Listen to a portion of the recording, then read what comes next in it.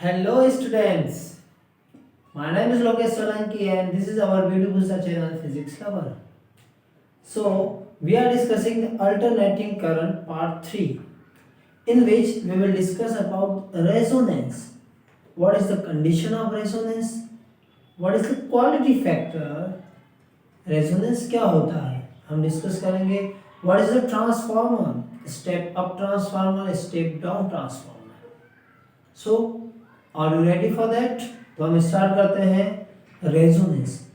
अब क्या होता है ये resonance? Okay, so listen carefully कि हम माने कि हमारे पास एक सर्किट है. ओके, एंड सर्किट में एक फ्रीक्वेंसी है. There is a frequency of a particular circuit. So उस कंडीशन में क्या होगा? उस कंडीशन में वो फ्रीक्वेंसी जो होगी अल्टरनेटिंग करंट की, that is a natural frequency. Okay, means the current is oscillating with a natural frequency. Current क्या कर रहा है? नेचुरल फ्रीक्वेंसी से oscillate कर रहा है. ओके, so when an external periodic energy is applied, हम क्या कर रहे हैं? एक्सटर्नल पीरियोडिक एनर्जी अप्लाई कर रहे हैं. And when this external periodic energy of oscillation is equal to the natural frequencies. और जो एक्सटर्नल पीरियड हम दे रहे हैं उसके फ्रीक्वेंसी क्या है? नेचुरल फ्रीक्वेंसी के इक्वल है. So what happen in this condition? The amplitude of the wave is increased. उस कंडीशन में जो एम्पलीट्यूड होगा वो क्या हो जाएगा? इंक्रीज हो जाएगा. And this condition is known as a resonance या condition of the resonance. It means the current in the circuit is in phase with the EMF applied. ये भी हम कह सकते हैं कि जो करंट है and the EMF both are in the same phase. Means the phase difference between the current and the energy current and the EMF is same. So उससे कहते हैं हम condition of resonance. Okay, condition of resonance. तो जब जब हमें condition of resonance मिलेगी, so at which condition means we discussed about the LCR circuit. LCR circuit में हमने देखा था the impedance Z is equal to R square plus XL minus XC square. Okay, so when the XL and XC means the inductive reactance and the capacitive reactance both are equal. जब inductive reactance और capacitive reactance equal होंगे, so we will get omega L is equal to 1 upon omega C. Omega L is equal to 1 upon omega C. So in this condition, omega square is equal to 1 by LC. Omega is equal to 1 root LC. And that is the natural frequency of oscillation. ये क्या है? Resonance frequency भी कह सकते हैं. We can say that resonance frequency, frequency of resonance. Okay, ये क्या है? फ्रीक्वेंसी ऑफ रेजोनेंस है.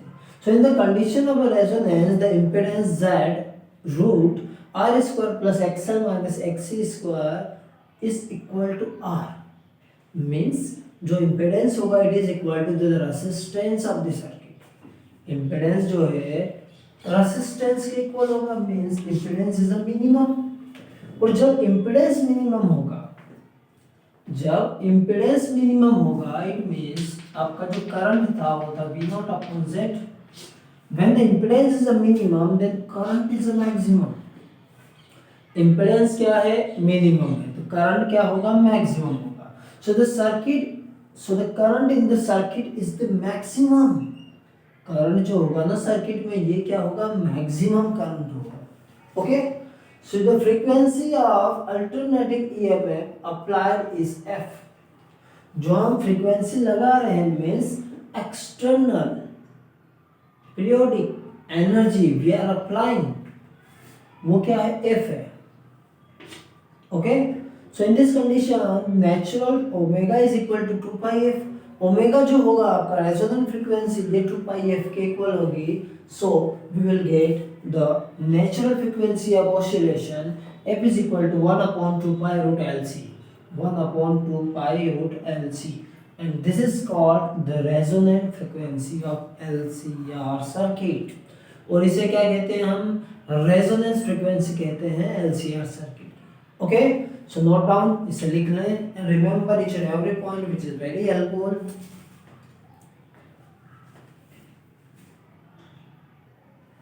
सो in the series resonance circuit, जब हमारे पास कैसा हो circuit? Series resonance. Series resonance means L R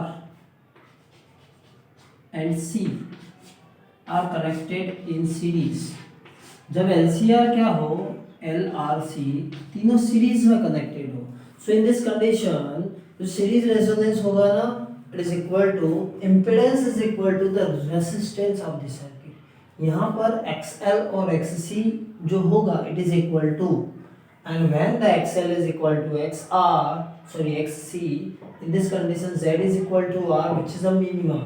Impedance minimum होगा, इसका मतलब है कि करंट मैक्सिमम होगा, कि the current V0 upon R is a maximum in the circuit. Current maximum होगा and the phase difference is zero between potential and current.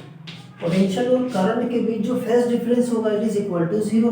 और जब फेज डिफरेंस जीरो हुआ तो जो आपका पोटेंशियल था VL is equal to VC, ये भी हो जाएगा zero, because VL is opposite to the VC.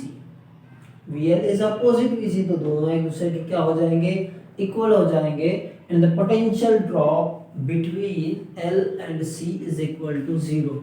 जो पोटेंशियल ड्रॉप होगा, पोटेंशियल गिरेगा डाउनवर्ड डायरेक्शन में, it is also equal to zero. Okay, so that is the condition for the series resonance. Z equal to R होगा, minimum तो current होगा maximum, potential एक दूसरे के इक्वल होंगे, phase difference is equal to zero. And VC lags behind VR by pi by 2. जब series resonance की condition होगी तो जो VC होगा, potential in the inductive circuit is potential in the capacitive circuit is lags, पीछे रहेगा वो VRs, potential into the resistive circuit.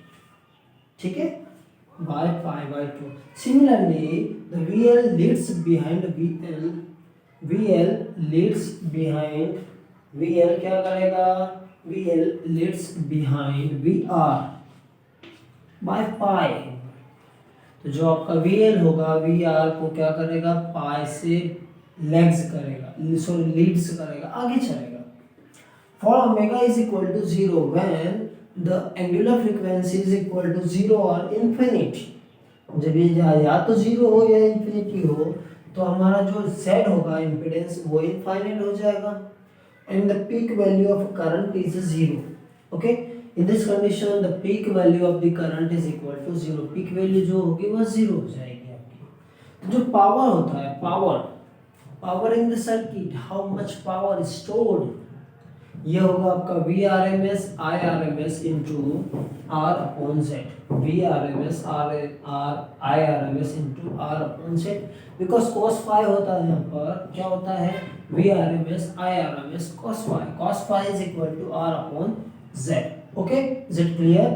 Sharpness of resonance, ये क्या चीज होती है कि जो हमारे पास रेजोनेंस फ्रीक्वेंसी आएगी वो कितनी शार्प होगी, उसका एम्पलीट्यूड कितना ज्यादा होगा, उसकी शार्पनेस क्या होगी? It is defined by the omega R L by R. Omega R means frequency of resonance, L is the inductive circuit and R is the resistance of the circuit. Omega R L by R, omega R L by R. ठीक है. Quality factor क्या होता है? Quality factor की अगर हम general में definition लिखें, so it is the total energy stored in this circuit. हमने LCR सर्किट लिया, if it is a parallel, if it is a series, जितनी भी एनर्जी स्टोर्ड होगी, the total energy stored in the circuit upon the loss in energy in each cycle. जब alternating current one cycle complete करता हूँ ना, and when there is a loss in energy, so when we divide the total energy stored in the circuit to the loss in the energy in each cycle, that is known as the quality factor of the circuit. उसे क्या कहते हैं हम? Quality factor कहते हैं। ये sir quality factor क्यों आ जाएगा आपके पास? 1/r root L by C. So remember this formula. So Q is equal to 1/r root L by C, 1/r root L by C, 1/r root L by C. Okay? So note down, लिखने से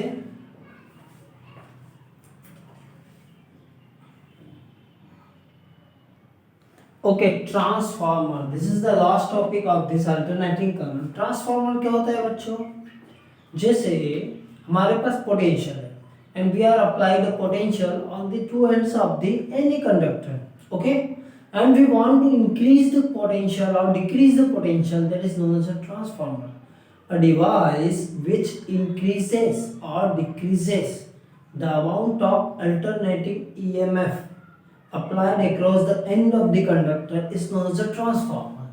Means it is a device by which amplitude of alternating EMF can be increased or decreased. मतलब हम potential को control कर सकते हैं, हम potential को बढ़ा सकते हैं, पोटेंशियल को डिक्रीज कर सकते हैं। According to the situation we can easily control the amount of potential, that is the transformer. अब ट्रांसफार्मर टू टाइप्स के होते हैं बच्चों, एक होता है स्टेप अप ट्रांसफार्मर, एक होता है स्टेप डाउन ट्रांसफार्मर। ट्रांसफार्मर में जनरली क्या होता है, कॉइल्स की वाउंडिंग होती है, मतलब कि हमारे पास एक क्या रहता है, कोर रहता है। कोर में एक side we will wound the number of turns of a coil maximum and another side is a minimum। जब एक side number of turns maximum हो, एक साइड मिनिमम हो। Okay, so in this condition we can easily change the EMF of this circuit. कैसे sir समझाइए, समझ में नहीं है ये बात? तो हम मानते हैं कि एनएस क्या है, number of turns of the secondary coil है, MP is the number of turns of the primary coil, EP is the potential difference across the primary coil and ES is the potential difference across the secondary coil। So step up transformer में क्या होगा, यहाँ पर जो coils होंगी, यहाँ पर क्या होंगी, जो नंबर ऑफ टर्न्स होंगे स्टेप अप है, मतलब प्राइमरी कॉइल में नंबर ऑफ टर्न्स कम होंगे, सेकेंडरी कॉइल्स में नंबर ऑफ टर्न्स ज्यादा होंगे। In the primary coil, number of turns is less compared to the secondary coil। और जब number of turns कम जाता है, इसका मतलब secondary coil में potential भी ज़्यादा होगा। प्राइमरी कॉइल में पोटेंशियल कम है, उसे इंक्रीज करके पोटेंशियल बढ़ा दिया है। क्या कर दिया है? Means the step up transformer increases the alternating EMF. ये क्या करता है? ईएमएफ को इंक्रीज करता है, बढ़ाता है। ओके, सो आ जाएगा IP is greater then IS। और यहाँ पर पोटेंशियल तो आपका बढ़ेगा but the current decreases. Potential increases but the amount of current decreases, क्योंकि प्राइमरी कॉइल में ज्यादा करंट होगा, सेकेंडरी में कम करंट होगा, बट पोटेंशियल क्या होगा? जस्ट अपोजिट होगा। सो that is the step up transformer. Step down transformers क्या होते हैं? Step down transformer which decreases the EMF of the circuit. जो हमने पोटेंशियल अप्लाई किया है उसकी वैल्यू को डिक्रीज कर दे, that is the step down transformer.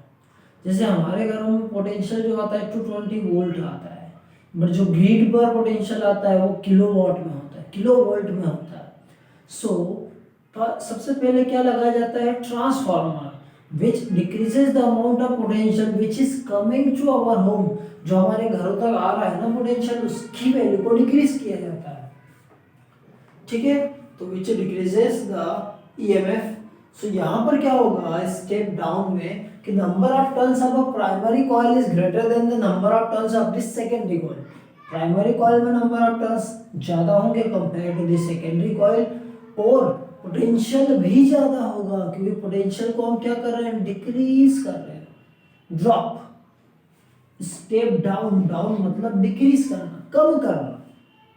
तो यहाँ पर प्राइमरी कॉइल का करंट कम होगा compare to the secondary coil, because the potential of a primary coil is greater than the secondary coil. But sir हमें ये बताइए कि कोई सा आइडियल ट्रांसफार्मर होता है या नहीं?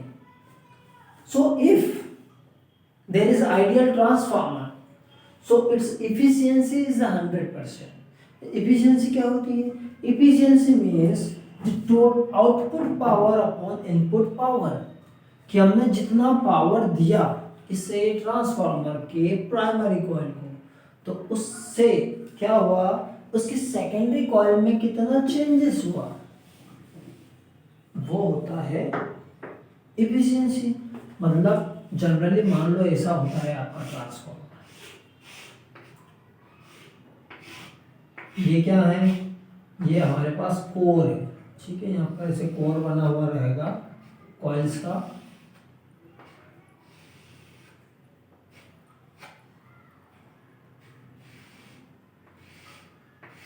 ठीक।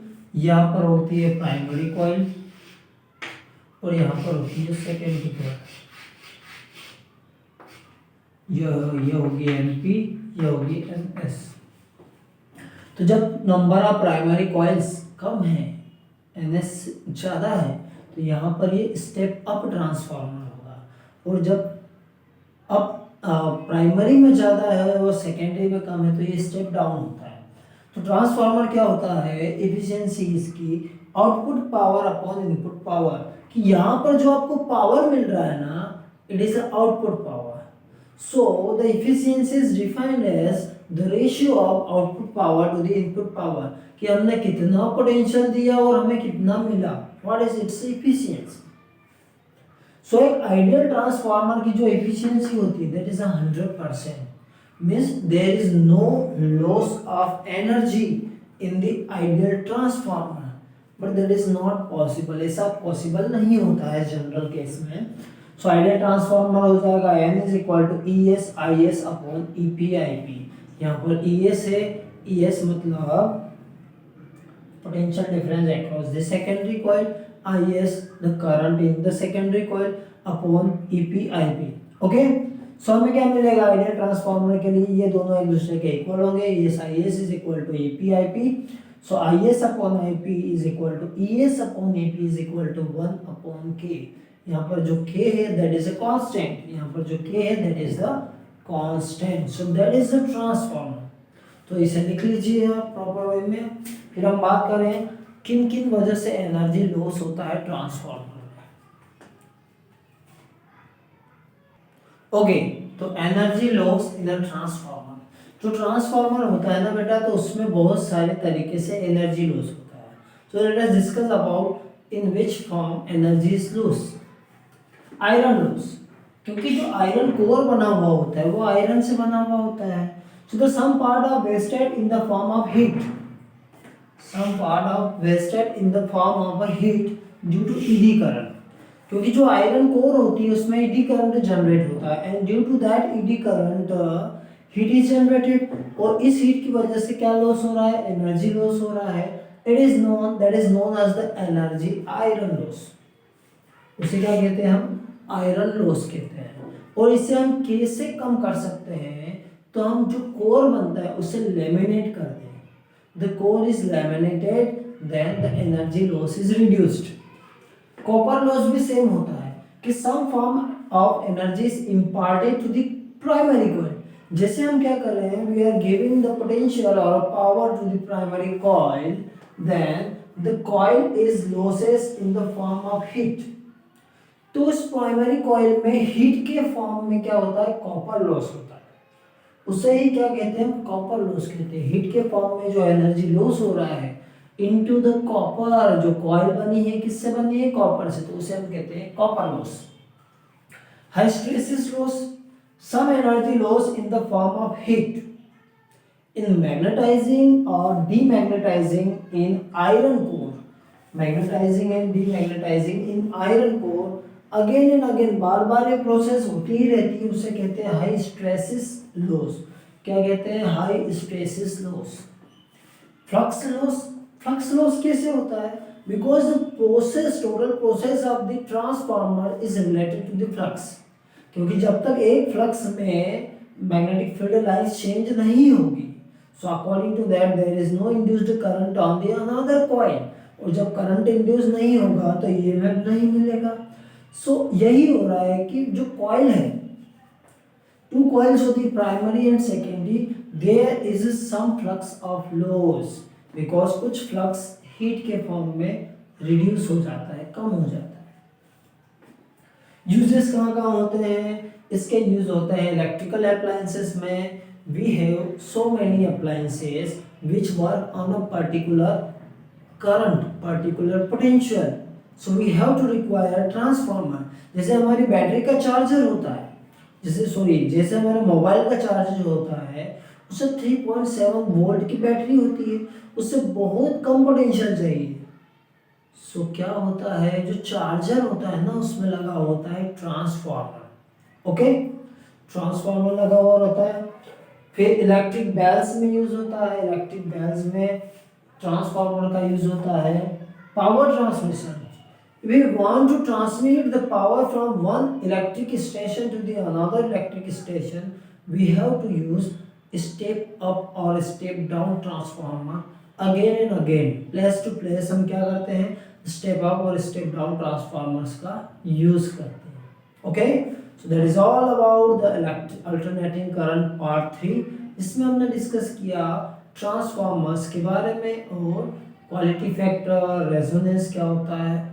सो ठीक है, सो आप अच्छे से पढ़ें and I am sure you will get a maximum marks in the physics. ठीक है, so thank you for watching this channel and पढ़ते रहें और बढ़ते रहें। Best of luck for your exam.